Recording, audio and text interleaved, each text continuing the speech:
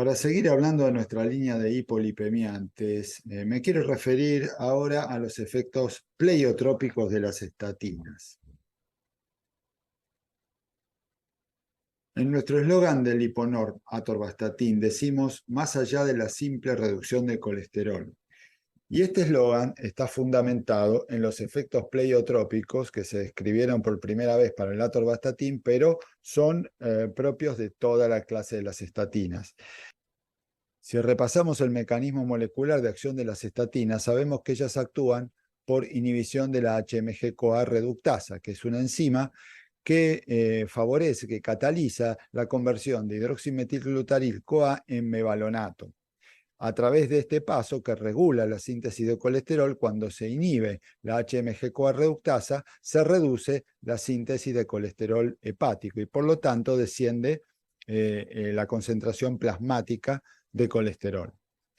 Pero independientemente de esta acción sobre la HMG-CoA reductasa, por un mecanismo indirecto, que es la disminución entonces de los isoprenoides, pero también por un efecto directo de inhibición de la prenilación que ejercen los isoprenoides sobre diversas moléculas, como por ejemplo las proteínas G, que son proteínas mediadoras de migración y de proliferación celular, las estatinas ejercen mecanismos fisiológicos que están más allá de la reducción del colesterol porque no se deben al descenso de los valores de colesterol, sino a una acción, como vemos aquí, totalmente diferente y en otro sitio.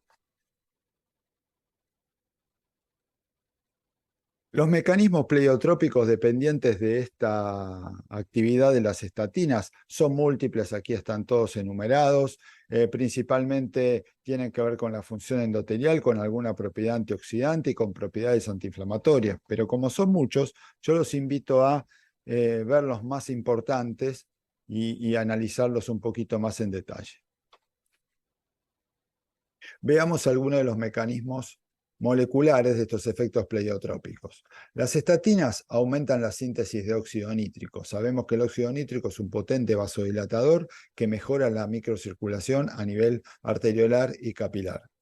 Además, las estatinas inhiben la liberación de moléculas oxidantes como son los radicales libres de oxígeno, es decir, tienen algún efecto antioxidante. De esa forma también se observa experimentalmente que disminuyen la concentración de LDL oxidado. Las partículas de LDL oxidadas son fuertemente proinflamatorias y aterogénicas, o sea, empeoran la evolución de la aterosclerosis. Y todos estos mecanismos juntos mejoran entonces la función del endotelio. Recordemos que el endotelio es la capa de células que rodea o que cubre, mejor dicho, por dentro todos los vasos sanguíneos y que son responsables de en gran parte del equilibrio homeostático, es decir, del buen funcionamiento circulatorio, de la interacción de la sangre y de las células sanguíneas con los vasos y con los tejidos. Bueno, también las estatinas disminuyen la actividad y el número de células inflamatorias, lo cual se traduce en un descenso de la proteína C reactiva. La proteína C reactiva es un marcador, es una proteína marcadora que aparece en sangre como expresión de la inflamación vascular. Y esto es muy importante, significa una reducción de la respuesta inflamatoria. Y digo que es muy importante porque hoy en día se acepta claramente que la ateromatosis no es un fenómeno de depósito pasivo de un exceso de colesterol circulante, sino que la ateromatosis es una enfermedad inflamatoria de la pared de los vasos que termina dando como resultado el engrosamiento y la calcificación de esa pared, circunstancia que llamamos aterosclerosis o ateroma. Entonces, al reducir la respuesta inflamatoria, estamos reduciendo aterogénesis, estamos reduciendo aterosclerosis. Las estatinas disminuyen además el colesterol en los macrófagos. Los macrófagos cargados de colesterol y lípidos se denominan células espumosas y se ve que forman parte de las placas de ateromas. Además, inhiben la producción de metaloproteinasas, que son enzimas que debilitan el ateroma y lo tornan inestable. Y un ateroma inestable es peligroso porque tiende a la ruptura y a la trombosis, que es la complicación del ateroma y que genera problemas vasculares. Entonces, al estabilizar la placa de ateroma, se transforma en un ateroma más seguro y menos tendiente a la complicación. Para finalizar, las estatinas, a través de una inhibición de la agregación plaquetaria y un descenso de la concentración de fibrinógeno, reducen la respuesta trombogénica, es decir, la tendencia de la sangre a generar trombos en la microcirculación, por ejemplo, coronaria. Entonces, con todos estos factores, todos estos efectos pleiotrópicos de las estatinas, tienden a un mejor estado y a una mejor salud cardiovascular. Pero nuevamente destacamos, ninguno de estos factores depende del descenso de colesterol en la sangre. Si asumimos como ciertos que estos beneficios no dependen del descenso de colesterol, entonces deberían también poder aprovecharse en personas o en pacientes con colesterol normal. En este sentido, en el año 2003 en la revista Lancet se publican los resultados del estudio ASCOT-LLA, en donde se evaluaron los beneficios de asociar colesterol al tratamiento antihipertensivo en personas con colesterol LDL normal. Eran hipertensos sin elevación de colesterol. Y se vio claramente al cabo de 3 años y medio de tratamiento que asociando atorvastatin a pacientes que recibían amlodipina o atenolol, se producía un descenso de la incidencia de complicaciones cardiovasculares claramente evidente, mucho más en la rama amlodipina que en la rama atenolol, pero en ambos se veía que adicionándoles estatinas al tratamiento antihipertensivo, el riesgo cardiovascular y la posibilidad de complicaciones disminuía. Entonces, claramente esto soporta la indicación de utilizar estatinas en pacientes con hipertensión arterial bajo tratamiento.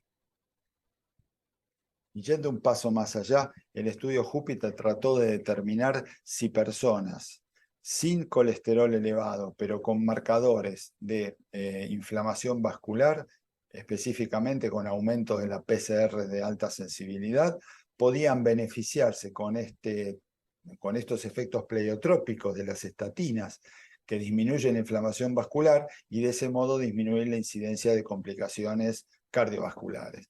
Entonces se seleccionaron pacientes que tuvieran colesterol normal, tanto el total como el LDL, sin aumento de triglicéridos, con PCR elevada como marcador de inflamación vascular. Algunas de estas personas eran hipertensas, otras no, ninguna era diabética. O sea, acá no tenemos diabetes ni tenemos personas con colesterol elevado. Y a estas personas se les administró rosuvastatina 20 miligramos por día. Los resultados están a la vista. El objetivo primario, es decir, el tiempo hasta la aparición de la primera muerte cardiovascular o infarto o ACV no mortal o una angina inestable, es decir, un síndrome coronario agudo o necesidad de revascularización, es decir, de un stent, este lapso fue mayor en los pacientes tratados con rosuvastatina, tuvieron más tiempo protegidos de esta eventualidad o de esta complicación en comparación con el grupo placebo, ¿no? Este es el resultado de haber disminuido la inflamación vascular en estas personas. Estuvieron más tiempo libres de enfermedad vascular. Y si tomamos en cuenta qué ocurrió con los episodios de muerte por cualquier causa, también las muertes fueron menores en el grupo rosuvastatina 20 miligramos que en el grupo placebo. Reitero, estas personas no tenían enfermedad vascular conocida, si bien algunas eran hipertensas, pero ninguna de ellas tenía colesterol elevado, de manera que en estos pacientes el descenso del colesterol no jugó un rol fundamental en la disminución del riesgo cardiovascular y en cambio sí la disminución de la inflamación vascular por efecto pleiotrópico. Después se ha abierto un debate sobre qué tan sanos o no estaban estos pacientes, pero lo que es inobjetable es que hubo un descenso en la mortalidad y en el tiempo hasta la aparición de la primera complicación. De manera que los efectos pleiotrópicos de mejoría de la función endotelial, de disminución de la inflamación vascular, de estabilización de ateromas y de reducción de actividad trombogénica que tienen las estatinas, independientemente del descenso de colesterol que logren, fundamentan la indicación de estatinas aún en ausencia de elevación de colesterol en pacientes con riesgo cardiovascular elevado. De manera que en la actualidad es indiscutible el rol que tienen las estatinas en prevención cardiovascular y en tratamiento de riesgo cardiovascular, ya sea en personas con colesterol elevado o en pacientes cardiológicos sin hipercolesterolemia.